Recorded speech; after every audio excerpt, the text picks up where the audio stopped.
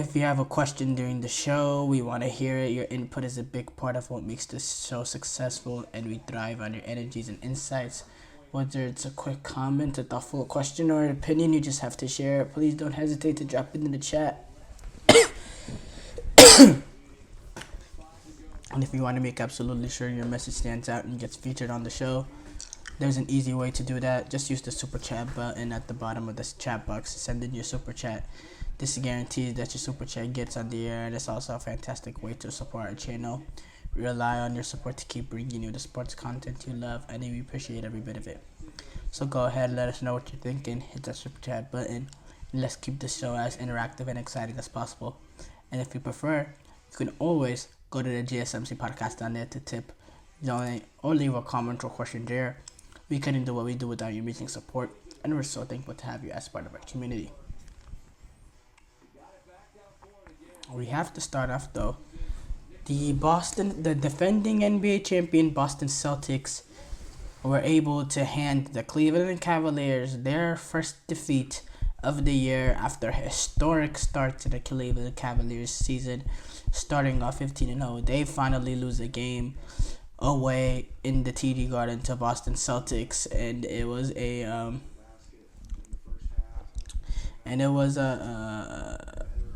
a professional victory for the Boston Celtics.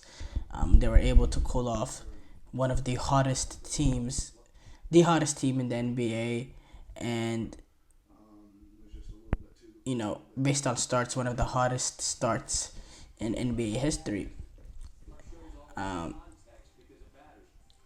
the Celtics, they jumped out early. They realized the not necessarily the importance in this game in terms of long term, but they realized the circumstances of this game, of what Cleveland was and what they have accomplished up to this point, and there was a different level of energy, not just from the players but the atmosphere itself in TD Garden.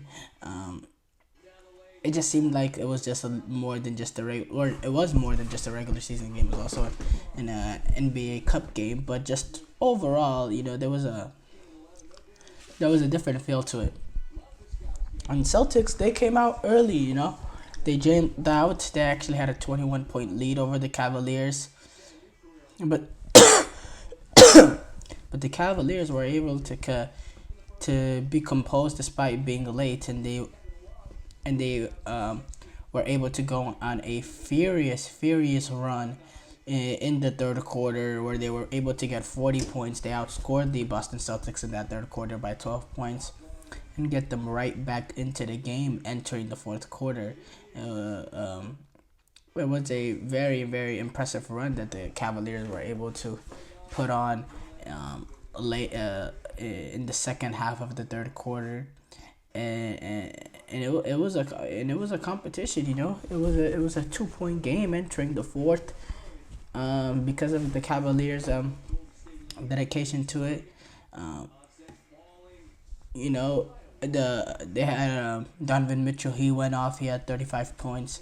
He was important in keeping them into the game. He made a few important fourth quarter buckets as well. But at the end of the day, Celtics, they just were able to get it done. They were able to close it off at the end. There was some big time plays. Derek White hit a 3 to give them to extend the lead to 10 points. Then there was the opportunity that came from. There was the bucket that came really late from.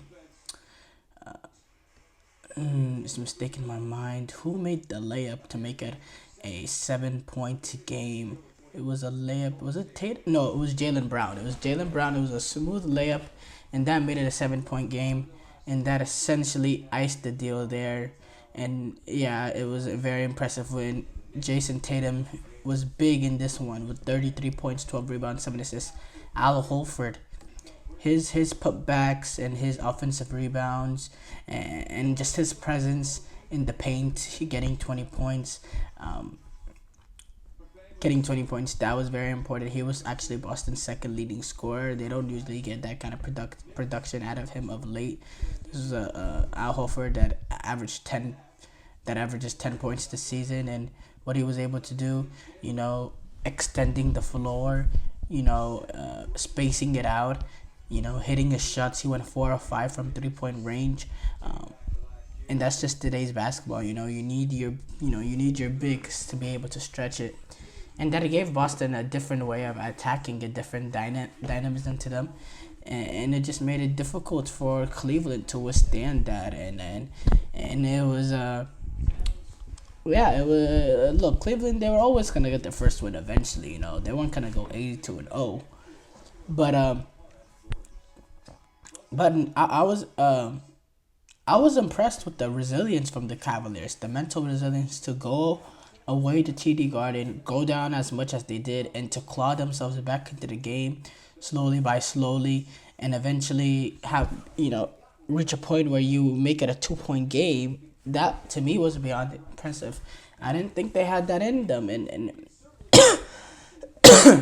and it proved to me that this team is not a team that's just gonna wheel away into the sunset. The Cavaliers, this is a legit team, and they're building something special. And Kenny Atkinson now coming in, we know Kenny Atkinson going all the way back to the Brooklyn days. He was able, early on in his Brooklyn run, he was able to create this team that was really hard to play against, that got into the playoffs, that relied on D'Lo being that main guy, but also had other players around them that could do their role, like Joe Harris.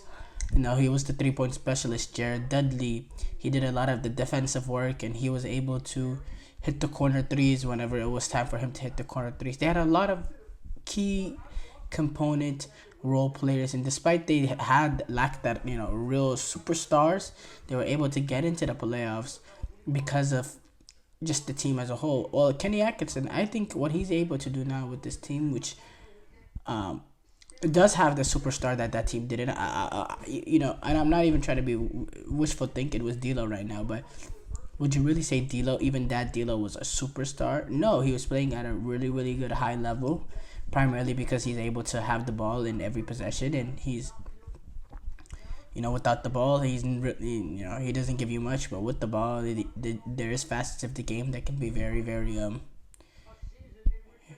very, very good to take advantage of.